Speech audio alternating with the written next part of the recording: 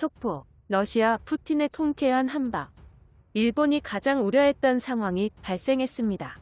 과거 2차 세계대전 후 일본의 잃어버린 고유의 영토라며 러시아의 쿠릴열도마저도 일본 땅이라고 우기는 일본 정부. 그런 일본을 보다 못한 러시아의 푸틴은 결국 최후의 통첩을 날렸었죠. 러시아는 개헌을 통해 이제 쿠릴열도는 러시아 연방 영토임을 절대적, 영구적으로 법에 명시한다고 밝혔었습니다. 사할린 주지사는 관련 개헌에 대해 이렇게 말했었죠. 이제 러시아 연방 모든 국민은 지긋지긋한 일본을 상대로 하는 영토 문제의 끝을 보게 될 것이다. 푸틴 정부의 선언에 이어서 러시아는 본격적인 행동에 들어갔습니다. 쿠릴열도의 군사기지 배치는 물론 10월 28일 러시아가 쿠릴열도 방위 강화를 위해 러시아 육군의 주력 전차인 T-71 B3를 배치하겠다고 밝혔습니다. 배치 장소에 대해서는 언급하지 않았으나 쿠릴열도에 추가로 전개할 제18 포병사단은 이투르프 섬 코나시르 섬을 거점으로 하고 있어 러시아군의 전차는 두 섬에 배치될 것으로 보입니다. T-71 B3는 T-71 전차의 최종적인 개량화 전차. 러시아군의 최신 무기 중 하나로 뛰어난 조준 기능과 미사일 발사 시스템을 갖춰 일본의 전차 전력을 저지하고 해안 방어 능력을 대폭 향상시킬 것으로 보입니다. 내부적으로 문제가 많던 육상 자위대의 10식 전차와 90식 전차는 러시아와 국지전 발생 시 T-71 B3 전차와 싸워야 하는군요. 사실상 일본이 러시아 상대로 전쟁을 일으키지 않는 한 쿠릴열도를 빼앗을 가능성은 0%가 되었습니다. 일본이 한국의 독도와 러시아의 쿠릴열도에서 영토야욕을 가질수록 일본의 영토야욕을 저지하기 위한 한국과 러시아의 동맹은 더욱 강화됩니다. 현재 러시아는 공동의 주적인 일본을 저지하고 싶으며 한국과 이권이 겹치는 부분이 없다는 것도 한러 외교관계 개선에 도움을 줍니다. 한국은 첨단 제조업을 바탕으로 경제 성장을 하고 있으며 러시아의 주력 수출품은 석유와 천연가스입니다. 러시아는 한국의 첨단 제품과 가전제품을 원하며 한국은 러시아의 천연가스 수입을 원하는 상황. 한러 관계에서 현재 가장 큰 이해관계를 공유하고 있는 것은 시베리아 가스관 설치 계획입니다. 또한 시베리아 횡단철도를 이용하여 유럽에 수출하는 운송 루트를 고려한 적이 있군요.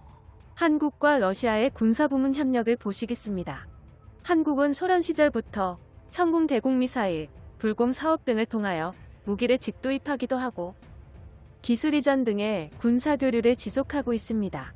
한국에서 개발한 상당수의 미사일에는 러시아의 기술력과 노하우가 들어가 있군요.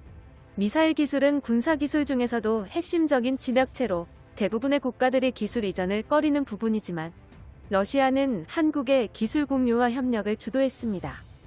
반대로 야전 텐트 등 한국의 군수품 또한 러시아로 수출 중이며 CNC 공작기계 등 군수 무기 생산 분야에서도 수출 중입니다.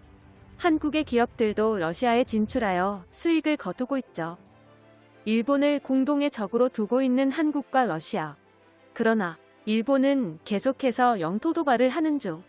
결국 푸틴이 쿠릴열도에 주력 전차를 배치하자 일본 네티즌들은 이럴 순 없다며 난리난 상황.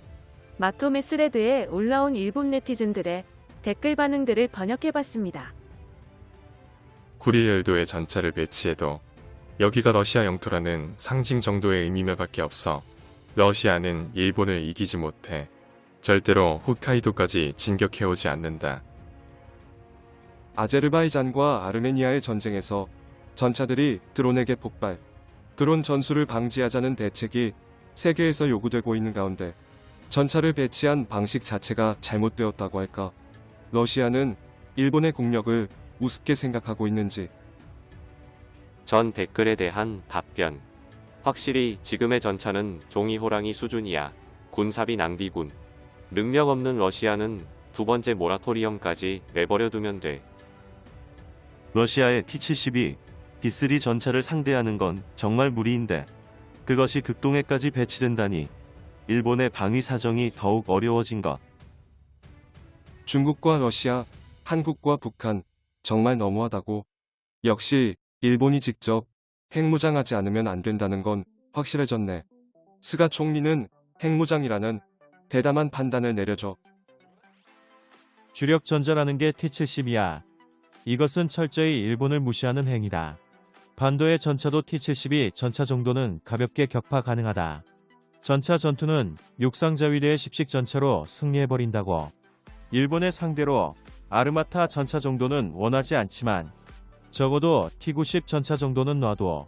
푸틴 씨. 전 댓글에 대한 답변. 국가를 대표하는 MBT인데 T-72 근대화 개수판인가? 러시아는 엄청 가난하대. 그렇다면 다행이다. T-90 전차가 배치된 줄 알았어.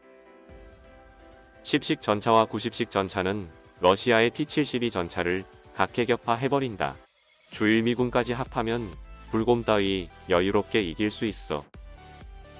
러시아라고 일본의 영토를 반환한다는 의지조차 없는데 스가는 어떻게 러시아와 평화 조약 협상을 한다는 거냐? 전 댓글에 대한 답변. 평화조약을 맺기 위해 눈치만 보고 있던 북한이나 한국과의 관계를 보면 평화조약 맺지 말고 적당한 긴장 관계로 있는 것이 지지율을 상승시켜 정치적으로는 이득이 된다. 아니, 이렇게 생각해보면 애초부터 북방 영토가 일본의 것이었으면 얼마나 좋았어. 러시아에서 일본계 투자를 끌어올려 가난해진 틈을 타 완전 매입하면 좋을 텐데. 러시아란 아무것도 없는 나라잖아. 방치하면 저유가로 끝날 거야.